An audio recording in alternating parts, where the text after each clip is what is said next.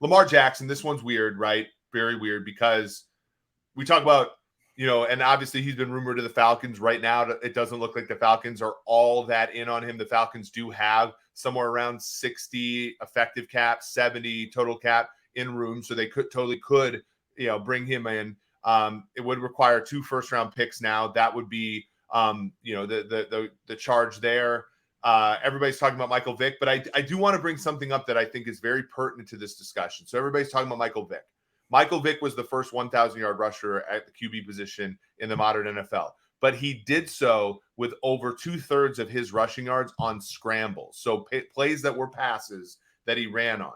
Lamar Jackson, when he rushed for his first 1,000-yard year, 2/3 of those yards came on designed runs. So even though statistically there were similar guys, how they went about it was totally different. We are dealing with, in Lamar Jackson, the first of his kind, a quarterback who runs the ball on designed runs with a slender frame.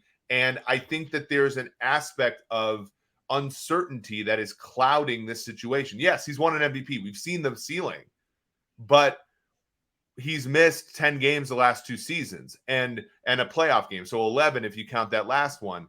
And you add to that a little bit of inconsistency as a passer. You add to that the fact that, it's just, they've gone through offensive coordinators now. Todd Monken's the offensive coordinator. It was Greg Roman. I kind of don't blame the Ravens for doing it this way, even though I think it's not politically popular in the NFL right now. Look, I am way behind Eric DeCosta and John Harbaugh as far as this approach. I love the idea of it, to be honest with you. 32.4 right now, right? Versus 45. Mm-hmm. It gives you an opportunity to see what's out there and what type of teams are going to be truly interested. If I can flip over to my old team for a minute, there's a lot going on in Atlanta right now, right? I've reached out to a few people. I wanted to get a gauge of where the fan base was of, their declaration that they are not interested in moving forward. Most recently, I think it even was today or yesterday, with a guy like Lamar. And, when I start thinking about that, think about it.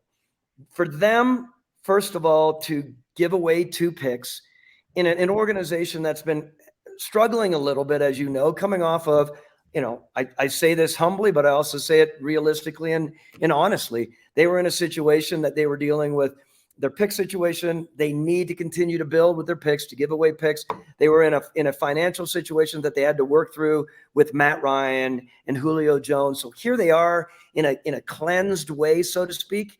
I understand why they might not go this direction and why they don't stay with their quarterback right now. They're at the 8th overall pick. They have an opportunity to pick a legit quarterback, I believe.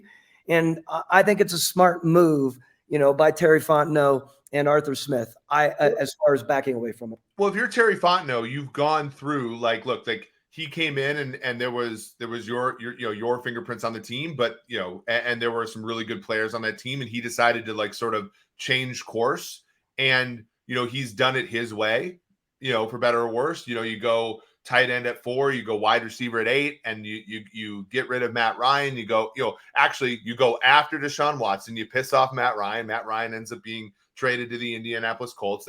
Those are the reports, of course.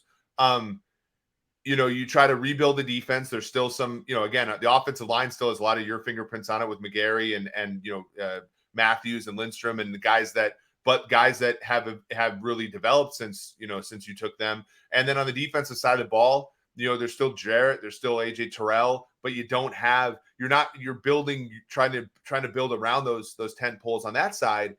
And if you trade 2 first-round picks for Lamar Jackson and it doesn't work, you are going to be that's your legacy as general manager. And we talk about this, it's always funny. I hope you swell out with pride a little bit. But, when you did that panel at Sloan, they said, the average general manager gets 3 years median, right? And of course you got 4 times that. Most guys don't get to kind of have multiple moves that are signature for them. And if you are Terry Fontenot and you've tried, to go a certain way, whether it's right or wrong, that's not even the point. But if you try to go a certain way and then Lamar Jackson presents himself and you go, and then you're like, look, I guess I have to because of, X, Y, and Z, and it doesn't work. Do you really want to hit the pillow at night the rest of your life and say, my general manager career is centered around something I didn't even want to do, and it was inconsistent with the rest of my career, like that's tough. That's a tough sell. I have been completely outspoken about this, and I think anyone who really follows the league, general managers, to your point, are going to be judged. We've said this time and again, and I don't mean to be repetitive, but it is the way it is, and it is about being judged on how you acquire and how you maintain your quarterback and how you hopefully parlay it into 2, 3, and beyond contracts. Not always that easy. The great thing nowadays, I will tell you, and this came up in the Sloan discussion, I think I wanted to talk about it more, the fact that today's general managers are open to moving on from their first round quarterbacks, which normally is an albatross around your neck. Oh my God, if you're a GM and your owner watches you cash in on a guy that you spent, time and draft booty in the first top 10, 12 players in the draft, that's a big deal. But you have guys right now like Howie Roseman, Les Snead, who else? Joe Douglas, right? I'm trying to think who else. I'm just trying to think. And that whole group. I mean, Tampa Bay with Jason Light, like moving on from Jameis, Tennessee, John Robinson moving on from Mariota. Like there's all these and guys who were moderately successful. Like Jameis wasn't a nightmare. He was not, but he was not a disaster.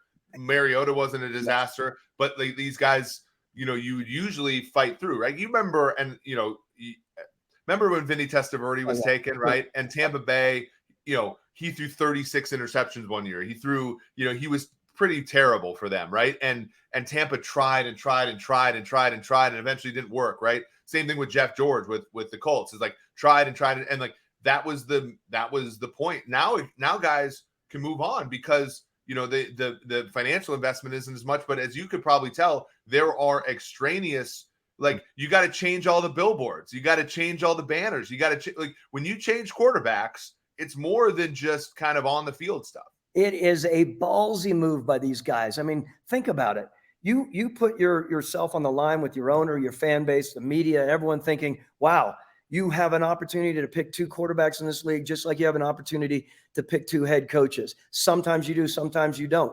The fact that you are not as a general manager, they aren't as a general manager, so incredibly focused on what we often are as general managers, and that is focused on retention rate.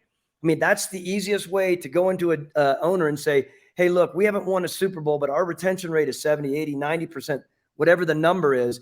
You can get caught up in that as a general manager. It's not easy to do it. When you can take a deep breath and say, I'm doing what's best for the organization. I would say this to all the rising executives. That is a big deal to see how things are changing in the league right now.